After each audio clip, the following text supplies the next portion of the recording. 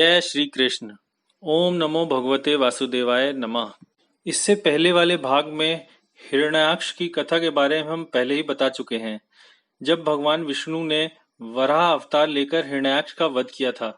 आज के भाग में हम हिरण्याक्ष के भाई हिरण्यकश्यपु के बारे में बात करेंगे। जैसा कि हम पहले ही बता चुके हैं, हिरण्याक्ष और हिरण्यकश्यपु भाई भाई थे। हिरण्याक्ष के वध के बाद उसकी मृत्यु का समाचार सुनकर हिरण्यकश्यपु ने कहा कि मैं अपने भाई के हत्यारे विष्णु से युद्ध करूंगा और अपने भाई की हत्या का बदला लूंगा।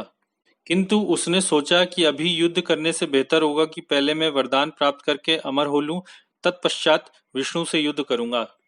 हिरण्यकश्यपु तपश्चर्या करने चला तो उसकी पत्नी कयाधु ने पूछा कि वापस कब लौटोगे। तो उसने उत्तर दिया कि कुछ निश्चित नहीं है, मैं कुछ हजार वर्षों तक तप करूंगा, तप से अनेक सिद्धियां प्राप्त करके ही घर वापस आऊंगा।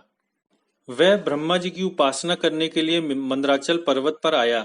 जैसे ही वृक्ष के नीचे बैठकर तप करने लगा, वैसे ही उस वृक्ष के ऊपर बृहस्पति जी तोते का रूप लेकर नारायण नारायण करने लगे।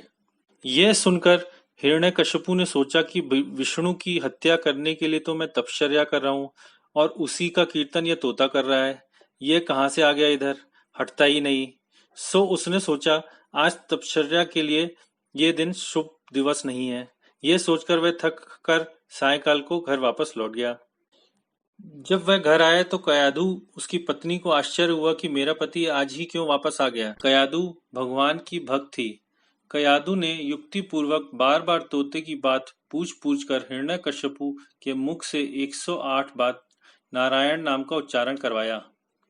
नारायण नाम का इतना प्रभाव हुआ कि नामोच्चारण पूर्वक पति पत्नी संसार सुख में तल्लीन हो गए और कयाधु के गर्भ में भगवत भक्त श्री प्रहलाद जी का प्रकट हो गया। यह नाम की महिमा है। जब हिरण्यकश्यपु पुनः तपस्या करने वन में चला गया तो इंद्र ने कयाधु का अपहरण कर लिया। क्योंकि वह गर्भवती थी, इसलिए उसको नहीं मारा और शेष राक्षसों का संहार कर दिया। कयाधु को नारद जी ने बचा लिया और इंद्र से कहा कि इसके गर्भ में भगवान का भक्त है। भगवान अपने भक्त के लिए कुछ भी कर सकते हैं, इसलिए इंद्र ने कयाधु को छोड़ दिया। नारद जी ने कयाधु को भगवान की कथा सुनाई, जिससे कि प्रहलाद को गर्भ से ही भक्ति में दृढ़ विश्वास हो गया और वे भक्ति करने लगे। उधर हिरण्यकश्यपु ने ब्रह्मा जी की तपस्या प्रारंभ कर दी। हिरण्यकश्यपु की तप से प्रसन्न होकर ब्रह्मा जी वहां आए और ब्रह्मा जी ने उनसे पूछा कि उसकी क्या इच्छा है। तो हिरण्यकश्यपु ने कहा कि मुझे अजर अमर बनाइए। ब्रह्मा जी ने कहा कि मरना तो सभी को है, जिसका भी जन्म हुआ है उसे मरना तो पड़ता ही है, तू कुछ और मांग। तब हिरण्यकश्यपु ने मांगा कि जब मैं मरूं तब ना दिन हो ना रात हो, ना अस्त्र से मरूं ना शस्त्र से मरूं, ना नर से मरूं ना किसी अन्य से, ना घर के अंदर मरूं ना घर के बाहर, न जल में मरूं न थल में मरूं। तो ब्रह्मा जी ने तथास्तु कहकर ये वरदान हिरण्यकश्यपु को दे दिया। ये वरदान प्राप्त करने के बाद हिरण्यकश्यपु अपने घर चला आया।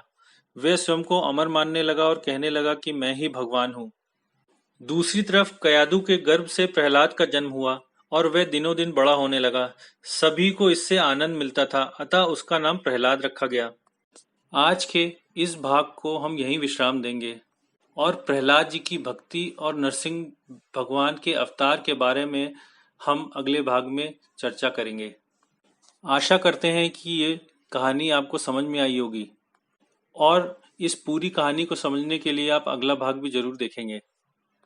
अगर आपको हमारे ये विषयों की चर्चा पसंद आ रही हो तो कृपया लाइक, शेयर और सब्सक्राइब जरूर करें।